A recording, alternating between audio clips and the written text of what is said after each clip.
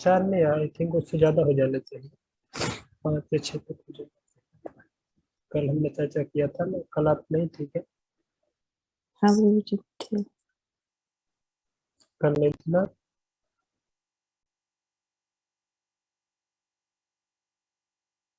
थी कि नहीं थी? हाँ प्रभु जी थे।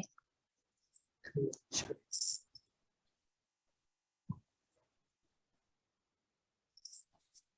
तो आप लोग रेडी हैं?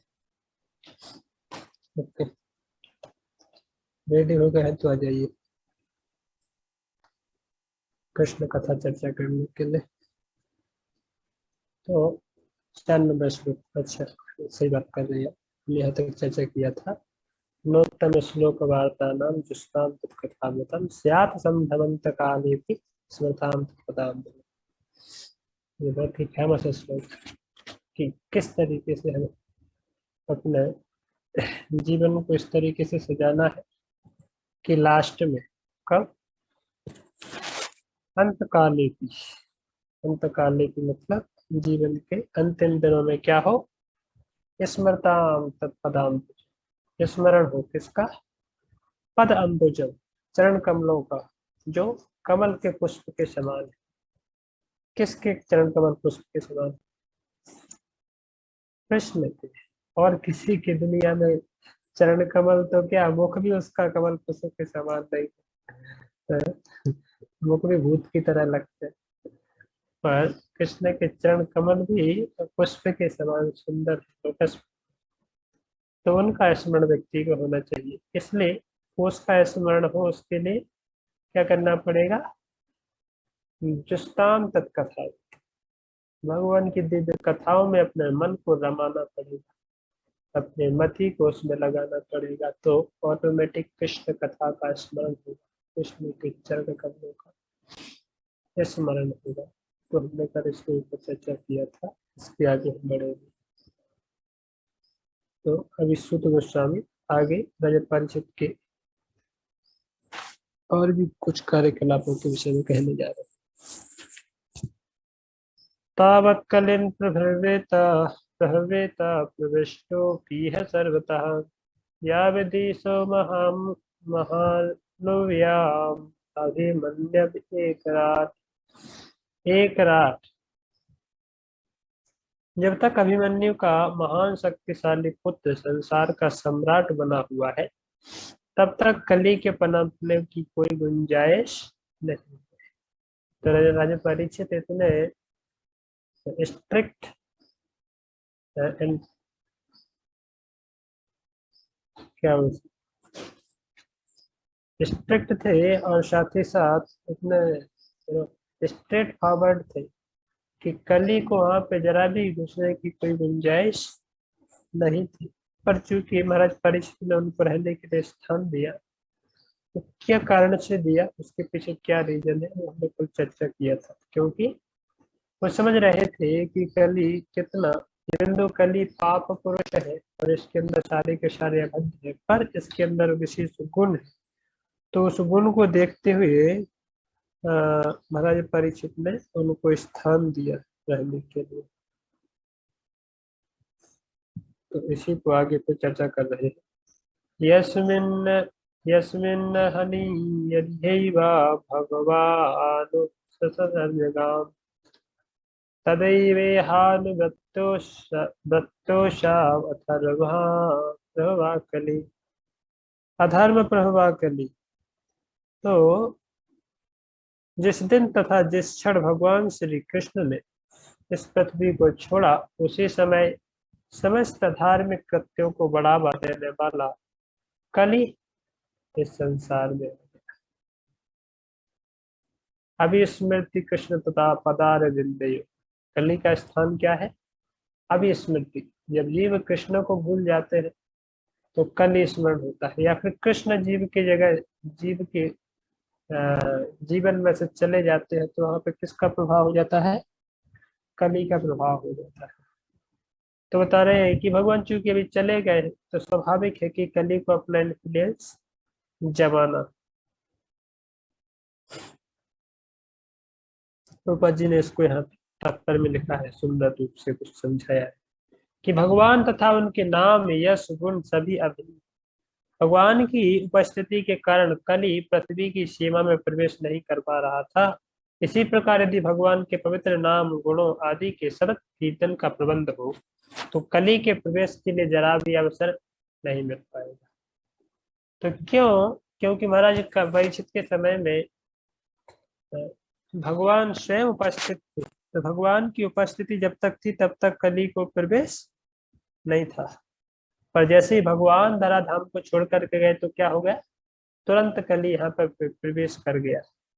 तो प्रभुपाद जी बता रहे हैं कि जहां पर कृष्ण भावनामृत का अभाव है वही कली का निवास है। यदि वहां पे यदि कृष्ण भावनामृत की उपस्थिति लाई जाए, ये कृष्ण भावनामृत को संपन्न किया जाए तो ऑटोमेटिक कली का प्रभाव वहां से हट जाएगा या कली वहां से भाग जाएगा। तो कहने का मतलब है कली हमारी जिंदगी में है तो क्यों, किस कारण से? क्योंकि कृष्ण भावनामृत नहीं, इसलिए कली वहां पर हो सकता है, उसका प्रभाव वहां पर हो सकता है। नान द्वेष्टिम कलिम सम्राट सारंगायव सारभो कुशलान्य कुशलान्यासु सिद्धंति नेतराणि कृतानि यत्। और नान दृष्टि कलिम सम्राट, वो कभी ईर्ष्या नहीं किए कली को। है? देखिए इस दुनिया में यदि कोई व्यक्ति हमारी बात नहीं मानता है या फिर हम जैसे उनको कहना चाहते हैं वैसे नहीं रहता तो ईर्ष्या करते हैं। पर यहाँ पे महाराज परिचित की महानता को बताया जा रहा है, उनकी ग्रेटनेस को बताया जा रहा है कि वो कली को ईर्ष्या नहीं की, ना अनदृष्टि। तो ऐसे नहीं कि ईर्ष्या से उसको मार रहे। तो एक क्षत्रिय का ड्यूटी है, या कोई माता पिता है अपने बच्चे को मारते हैं, कभी कभी डंडा उठा करके उसको सुधारते हैं, तो उससे ईर्ष्या करते हैं क्या? नहीं। यद्यपि बच्चे को सुधारने के लिए उनको पनिशमेंट देते हैं पर उनसे ईर्ष्या नहीं करते, उनकी भलाई के लिए उनको सुधारते हैं। इसी प्रकार से महाराज परीक्षित जो कि कली को मारने के लिए उन्होंने पहले तलवार ली हाथ, पर इसका मतलब ये नहीं कि वो उनसे ईर्ष्या करते थे कली। तो यहाँ पे इसलिए शब्द प्रयुक्त किया गया है कि शुद्ध भक्त है उनके हृदय में तो ईर्ष्या है ही नहीं।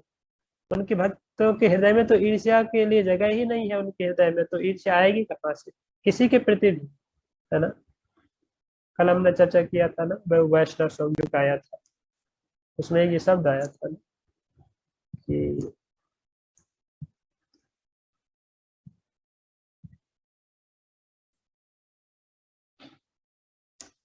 कौन सा शब्द?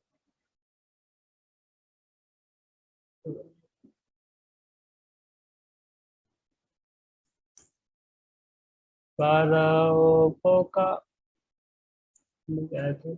जीवन निर्वाहे अने उदेगिना दिवे परोपकार सदा।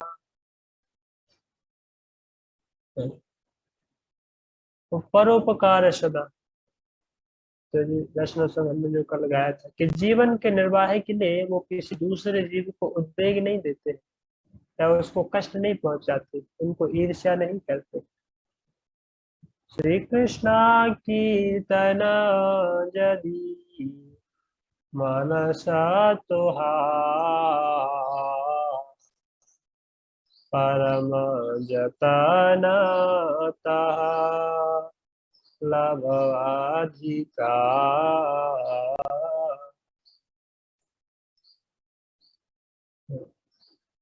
तो जीवन के निर्वाह के लिए ऐसे जो वैष्णव है, जो शुद्ध भक्त है, वो किसी को ईर्ष्या नहीं करते, उनको कष्ट नहीं पहुंचाते। ये दुनिया में आप देखोगे जो ईर्ष्यालु लोग हैं, जिससे सबसे ज्यादा इसके अंदर ईर्ष्या भरी है, वो दूसरों को काटते हैं। स्लॉटर हाउस क्यों चलते हैं?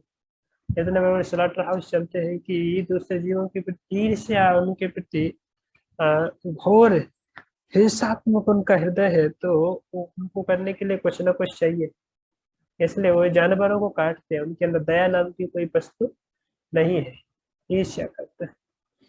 नान दृष्टिम कलिम सम्राट सारभंगम। सारभंग, प्रभुपाद जी ने इसका अच्छी तरह से मीनिंग एक्सप्लेन किया। सारभंग, सारंगा, अरे तो राजा परिचित तो सारंग थे भाई, सार ग्रहण करने वाले थे। सारंग यहाँ पे किसको बोला गया है? सारंगा मधुमक्खी। जैसे मधुमक्खी होती है ना, वो क्या करती है? सारभुक होती है। तो जाके सार को कलेक्ट करती है, एसेंस को जाके कलेक्ट करती है, और उससे बाकी जो चीजें उनको छोड़ देती है। तो मधुमक्खी के समान थे। मधुमक्खी क्या करते हैं, कितना भी बड़ा कुछ भी हो जाकर के वहां पे, यदि कचरे में भी, यदि ऐसे स्थान पर भी जाकर के यदि पेड़ कहीं लगा होता है, इसमें सुंदर खुशबू होती है, तो जाती है, उसको पेड़ से भी कुछ लेना देना नहीं है, कीचड़ से भी कुछ लेना देना नहीं है, वहां पे क्या है उससे कुछ लेना देना नहीं। तो जाकर के केवल पुष्प के ऊपर बैठती है, और पुष्प की जो मकरंद है, पुष्प की जो सुगंध है, या उसका जो जूस रस है, उसको लेकर के रिटर्न बैक, तो वापस हो जाते हैं। इसी प्रकार से सारभुक है जो भक्त, सारभुक, सारग्राही जो भक्त है, वो केवल दूसरे जीवों के अंदर कोई बुराई नहीं देखते। दूसरे जीवों में क्या है, वो कितना गंदगी है, या वो कितने मल है, कितना ही उनका बुरा प्रवृत्ति है, उसको देखते नहीं है। उनके अंदर को क्या दिखाई देता है? सार। अपने काम की चीज क्या है, उसको ले लो, बाकी जो है उसके पास ही छोड़ दो, उससे क्या लेना देना है। तो इस प्रकार से एक मेंटेलिटी के लोग होते हैं जो वैष्णव है, वो सारभुक्त होने चाहिए, कि सार ग्रहण करके वो बाकी चीजों को वहीं पर छोड़ देते हैं। और दूसरे हैं जो वो सार छोड़ देते हैं, बाकी सब ले लेते हैं। तो फूल तोड़ के लाएंगे, पर सब कुछ, पर उसका जूस कैसे निकालना है, या फिर उसमें से रस कैसे निकालना है, वो उनके पास अकल, या वो उनके पास बुद्धि। तो that's a call bumble bee. I mean, one is called honey bee, the second called bumble. जैसे वो होती है ना, एक होती है मधुमक्खी, और दूसरी होती है मक्खी। मक्खी देखी ना आपने? मक्खी कहाँ बैठती है?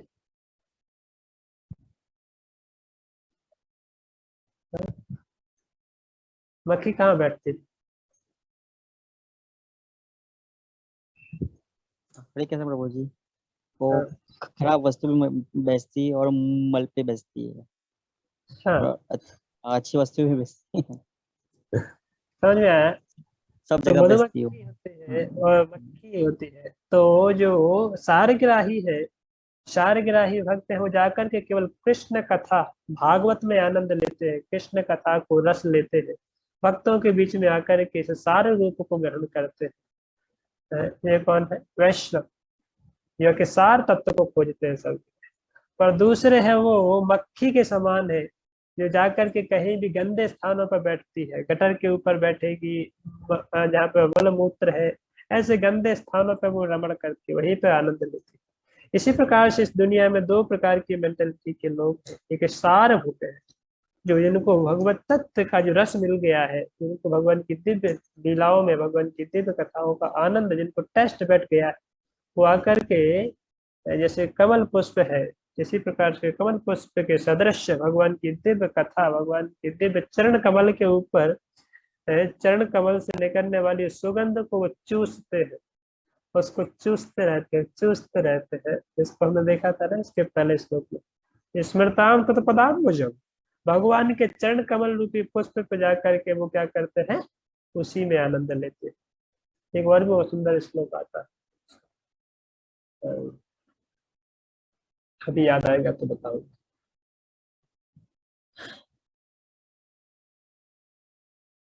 प्रविष्ट कर्ण रंध्रेण स्वाना नाम भाव सरोर, वो तो अलग। ऐसे एक श्लोक आता है कि भगवत भक्त का मन है उस मधुमक्खी के समान है, जो भगवान के चरण कमलों पर जाकर के बैठ करके उनके, उससे आनंद लेता है, उस रस को चूसता है, और उस रस को चूसने से उसको जो आनंद मिलता है उसी में मगन रहते हैं। दूसरी तरफ मक्खी है, जो सुंदर पुष्प खिला हुआ है उसके पास नहीं जाएगी, है? वो कहाँ जाएगी? जाके गटर पे ही बैठेगी, जहाँ पे गंदी बदबू आ रही है। इसी प्रकार से जो अभक्त है, जो भौतिक दुनिया में, प्रभुपाद जी वहाँ पे एक्सप्लेन करते हैं, I think in 5th chapter, first canto. तो वहाँ पे प्रभुपाद जी देखते हैं कि इस दुनिया में जो पॉलिटिशियंस हैं, जो मटेरियलिस्टिक लोग हैं, भौतिकतावादी लोग हैं, वो इस दुनिया में ही केवल आनंद खोजते हैं। उनको लगता है इस दुनिया की वस्तुओं में केवल आनंद है, तो उसी में जाकर के रमन करते रहते हैं। उनको पता नहीं असली दिव्य भगवान की दिव्य लीलाओं का रस क्या होता है।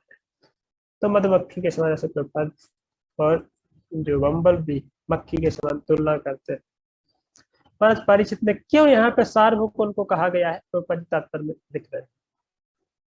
प्रभुपाद जी कह रहे हैं कि कलयुग अधम युग कहलाता है और इस अधम युग में सारे जीव विचित्र स्थिति में रहते हैं। कहते भगवान ने उन्हें कुछ विशेष सुविधाएं दे रखी।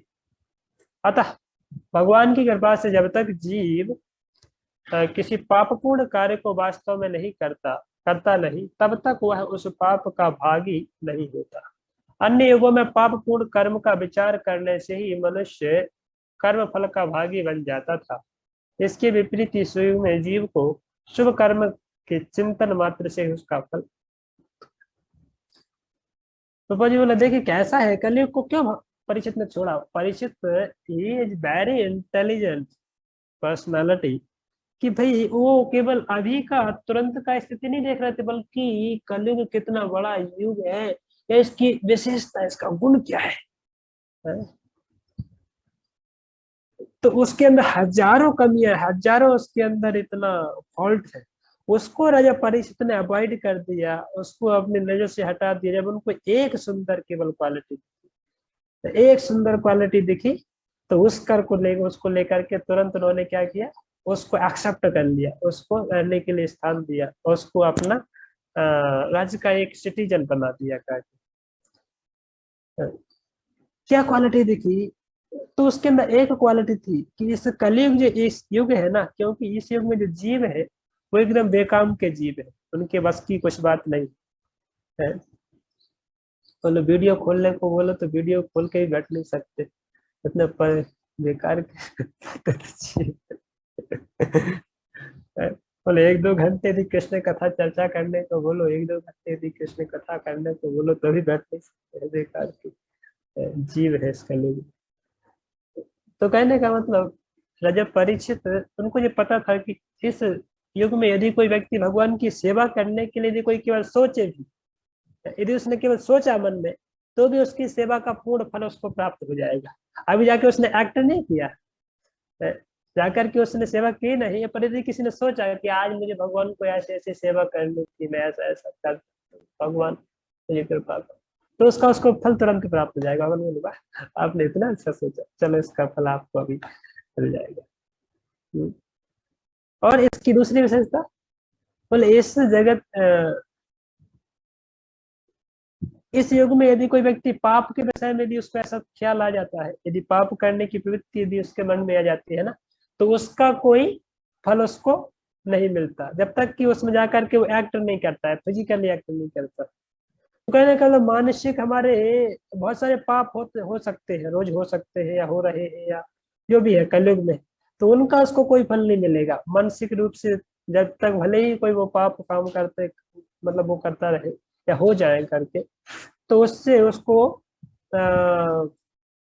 कोई उसका रिएक्शन नहीं होगा। पर उसके विपरीत यदि कोई कृष्ण कथा या कृष्ण की सेवा के लिए मानसिक रूप से केवल सोचे भी कि मुझे ऐसा करना था, ऐसी सेवा करनी थी, तो उसका तुरंत उसको फल प्राप्त हो जाएगा। तो ये एक विशेष क्वालिटी था, क्योंकि राजा परीक्षित को ये भली बात ही पता था कि कलयुग के लोग एक्शन की बात करो तो पाप में ही आगे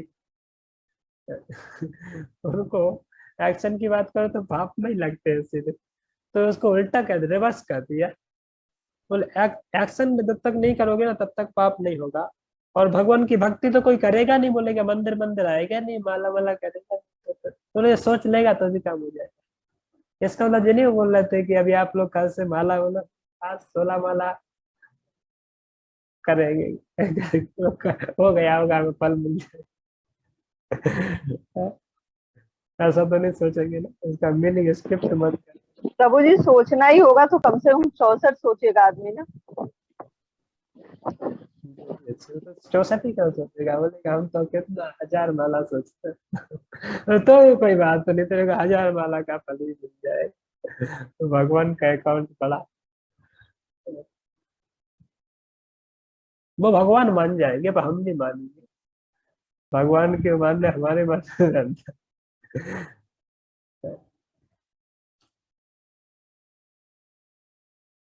तो कहने का है मतलब कि या तो कोई पापपूर्ण कार्य फिजिकली नहीं करते तो उनको, जैसे वो आती है ना एक स्टोरी, वो साउथ इंडिया का ब्राह्मण था एक, है ना, सुनी है ना आपने?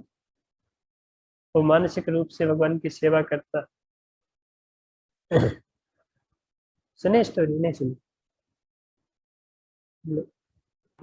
कौन सी स्टोरी प्रभु जी? एक ब्राह्मण था साउथ इंडिया में, नहीं सुने प्रभु। तो वो जो है भगवान की सेवा करना चाहता था, तो वो रोज समाधि में बैठता था करके। तो उस एक्चुअली वो भागवत सुनने जाता था, तो उसने एक दिन ऐसी यही कथा सुनी। जो भागवत कथाकार जो भक्त सुना रहे थे, तो उन्होंने यही कथा सुनी कि इस कलयुग में भगवान की सेवा यदि कोई व्यक्ति फिजिकली करने में यदि वो सफल मतलब योग्य ना भी हो, तो उसके पास पैसे नहीं है, उसके पास इतना सब कुछ नहीं है कि भगवान की सेवा जा करके कर पाए, तो यदि केवल वो सेवा भगवान की मानसिक रूप से भी करता है तो भी उसको स्वयं फल मिलता है, भगवान संतुष्ट हो जाते हैं। तो उसको ये पॉइंट बड़ा हिट कर गया उसके अंदर में, बोले अच्छा ऐसा भी होता है क्या? तब उसने विचार किया कि जब तो मैं भगवान की सेवा अवश्य करूंगा करके।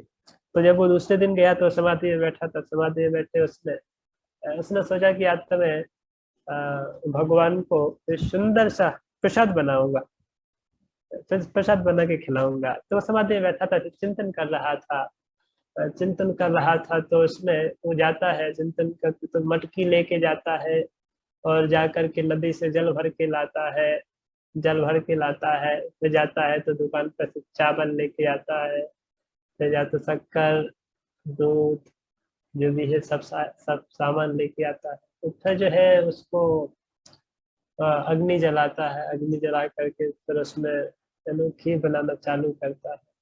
जो भी उसका प्रोसेस है, दूध को उबालता है, पानी को उबालता है, फिर उसको जो भी खीर जब बन के तैयार हो जाती है तो फिर वो खीर बना करके भगवान को भोग लगाना चाहता है, भगवान को ऐसे भोग अर्पण करता है। तो भोग अर्पण करने के पहले उसके मन में ये विचार आता है कि खीर कहीं बहुत ज्यादा गर्म तो नहीं है जिससे भगवान जल जाए।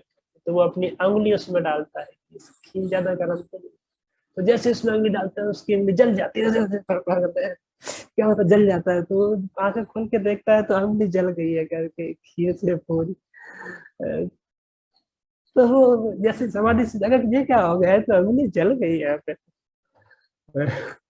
तो कहने का मतलब है कि वो जो प्रोसेस उसने केवल अपने मानसिक रूप से, क्योंकि पूर्ण उसमें भक्ति के भाव में जो कर रहा था, तो भगवान पूर्ण उसके उस भक्ति के भाव को ग्रहण कर रहे थे।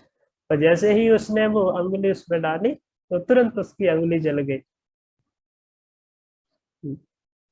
एक ये कथा, एक और वो कथा आती है कि नरसिम्हा, नरसिम्हा करके एक भक्त थे कोई, वो भगवान को रोड रोड बनाते थे। भगवान यहाँ से आएंगे तो मैं भगवान को सुंदर, यहाँ पे कितने सारे कांटे हैं और पत्थर है, तो वो सब सफाई कर रहे थे, सफाई करके एक रोड तैयार कर रहे थे।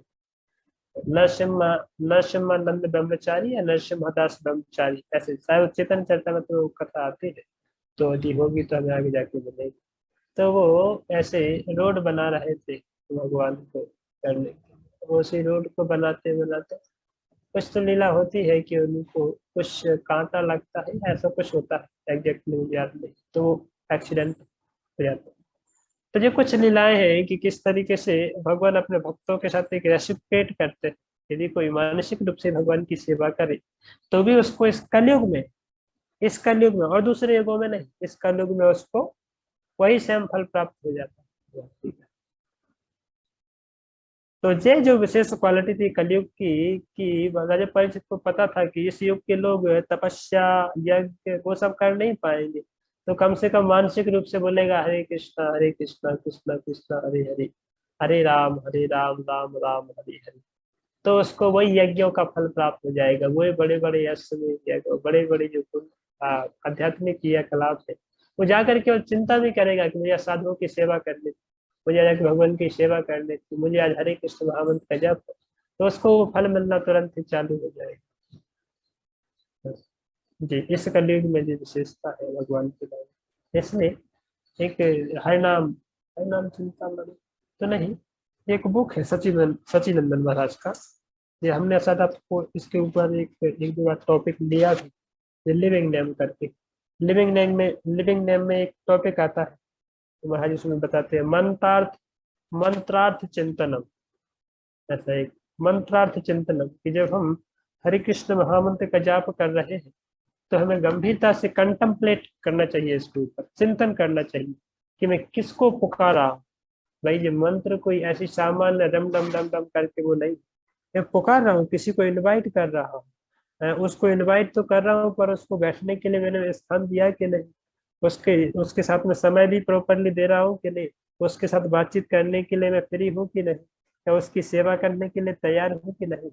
तो मंत्र अर्थ चिंतन, मंत्र का अर्थ समझते हुए हमें साधना करना चाहिए, जप करना चाहिए। वो कौन है मंत्र का अर्थ? हरे कृष्ण, हरे मते मतलब श्रीमती राधा रानी, और कृष्ण मतलब भगवान श्री कृष्ण, उनको पुकार रहे, उनको बुला रहे कि श्रीमती राधा रानी, कि कृष्णा प्लीज आइए, प्लीज आइए, प्लीज मुझे सुनिए, और क्या करिए, हरे कृष्णा कृष्णा कृष्णा हरे हरे, हरे राम राम राम हरे। तो भगवान को बुला रहे हैं, पुकार रहे हैं, उनको इनवाइट कर रहे हैं, भगवान प्लीज आइए, आप हमारे हृदय में विराज। तो हमें फिर उनके साथ समय भी थोड़ा स्पेंड करना चाहिए, उनके साथ थोड़ा सा वार्तालाप भी करना चाहिए करके। आप बोलेंगे वार्तालाप कैसे करते हैं? तो एक ये टॉपिक है, अच्छा सुंदर विषय है करके, कि भक्त जो उस भाव में है करके वो बात ही करता है भगवान से। भगवान अच्छा, मैं आपको कब से पुकार रहा हूँ। तो फिर वो भगवान आते भी हैं, और कई बार ऐसे भक्तों को अनुभूति भी होती है कि भगवान कितने प्रिय है, भगवान कितने आनंददायक है। आप देखिएगा, आपको कभी कभी जब करने में, साधना करने में बहुत मजा आता होगा, बहुत इंटरेस्ट आता होगा, और ऐसे लगता है कितना सुंदर मुझे ये प्रोसेस मिला है, कितना सुंदर है भगवान का पवित्र नाम है। कभी ना कभी आपको छोटा बहुत ऐसे कभी समय पे, एक आध समय पे ऐसा वो आएगा, रस टाइप का बैठेगा। यदि आप जब पूरी कंसंट्रेशन के साथ और पूरी एनर्जी दे करके, पूरा अपना फोकस दे करके जाप करेंगे तो आएगा, देखिएगा। और जब आप मतलब पूरा वो उसमें मंत्र के अर्थ को चिंतन नहीं करते, या हरे कृष्ण महामंत्र वास्तव में एक पर्सोनिफाइड, कृष्ण पर्सोनिफाइड है ना, तो कृष्ण एक व्यक्ति है, और वो व्यक्ति इस हरे कृष्ण महामंत्र के रूप में, वो कृष्ण इस हरे कृष्ण महामंत्र के रूप में एक पर्सोनिफाइड है। तो कृष्ण कोई वो केवल एक एनर्जी नहीं है, हरे महामंत्र केवल एक शब्दों का समूह नहीं है, हरे कृष्ण महामंत्र केवल एक शब्दों का समूह नहीं है, जी भगवान का अपना एक दूसरा रूप है, भगवान का दूसरा अपना पर्सोनिफाइड फॉर्म। जैसे कृष्ण द्विभुज व्यक्ति है, इसी प्रकार से हरे कृष्ण महामंत्र है, एक वो व्यक्ति, एक वो पर्सन। तो उनको यदि हम इस तरीके से ट्रीट करेंगे, उनको इस तरीके से उनके साथ में आदान प्रदान करेंगे, तो वही हरिनाम हमारे साथ आदान प्रदान करेगी, है ना।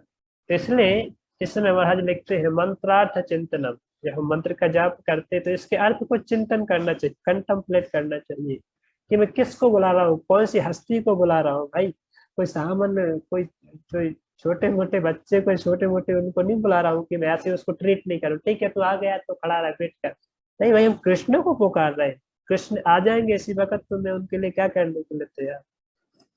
तो हम जब पुकारते हैं तो अब भाव मतलब वो रहना चाहिए कि हम भगवान का नाम पवित्रता से, पूर्ण ध्यान से, पूर्ण मन योग से उनकी सेवा कर पाए। तो हे श्रीमती राधा रानी, हे भगवान कृष्ण, हमें सेवा प्रदान कीजिए, हमें आपके चरण कमलों में आश्रय प्रदान कीजिए। इस तरीके से हमें इस मूड को धीरे धीरे कंtemplate करना, ताकि हरि नाम में हमारी गंभीरता बढ़ेगी और नाम के प्रति एक रस प्राप्त होगा। जब हम कृष्ण की सेवा करेंगे तो कृष्ण उसी माध्यम से हमें रस का आदान प्रदान करेंगे। मीटिंग समाप्त होने जा रही है, आप लोग ज्वाइन कर लीजिएगा। तो इसके आगे फिर प्रभुपाद जी लिख रहे हैं, श्रीमद् भागवतम के अंत में कहा